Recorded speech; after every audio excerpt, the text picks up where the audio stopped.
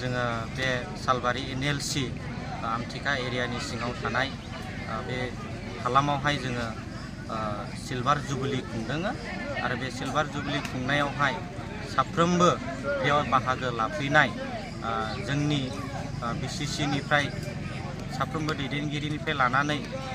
आरो गुबुन गुबुन दिनै मिसननि दैदेनगिरिफोरखौ जों जेरैबायदि हांख्रायदोंमोन बेबायदि साफ्रोमबो सफैनो हानायलाय आङो दिनै बे समावहाय बयखौबो हामबाय होनो आरो बे फैबाय थानाय समफ्रावबो जोङो आरोबाव साबसिनै हामसिनै खुंलांनो नाजालांगोन आरो जोङो फैगोन समफ्रावहाय बेफोरबायदि प्रग्रामखौ मोजाङै खुंफुंलांनो हानाय बायदि आरो जोंनि मण्डलिफ्रा मोजाङै जौगालांनो हानाय बायदि जोङो जेब्लायबो आफा इसोरनावहाय भरसा खालामबाय थागोन आरो बिनि सायाव जोङो सोनारबाय थागोन जेरै बै समावहाय जोङो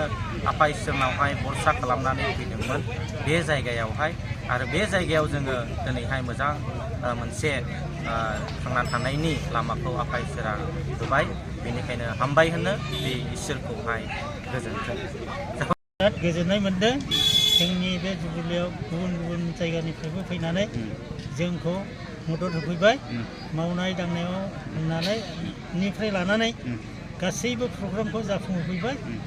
दा बे प्रग्राम जाफुंहोनायनि थाखाय गासैखौबो जों हामबाय होनदों आरो बेबादि जुबुलिखौ जोङो आरोबाव उननि बाराव जाहाथे खुंबावनो हायो नैबेखौ जों भरसा थाबाय आरो बिथांमोना जोंनि जागायजेननायनिफ्राय दासिमाव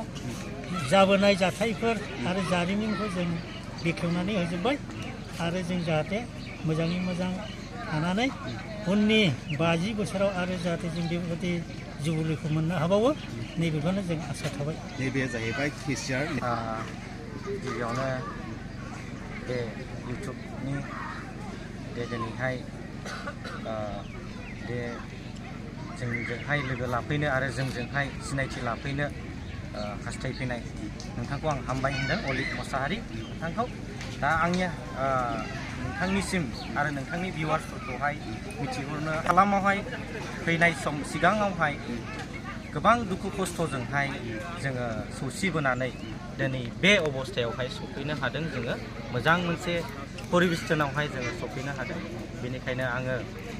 दिनै नोंथांनि इउटुबनि गेजेरजों चेनेलनि गेजेरजों बेखौनो आं साफ्रोमखौबो मिथिहोनो हास्थायो मोनफ्रोमावबो जेनेबा सौसिनो हानाय हायि बेखौ सानालाबानो जेब्लायबो मानसिया जे जायगायावहाय थांनानै थानो हाया बेखौ सानालाबानो हायो बे अबस्थाखौ लानानै सौसिलाङोब्ला माने जेरावबो जौगानाय आरो जाफुंसार हागोन आङो बेखौनो बुंनो हास्थायो।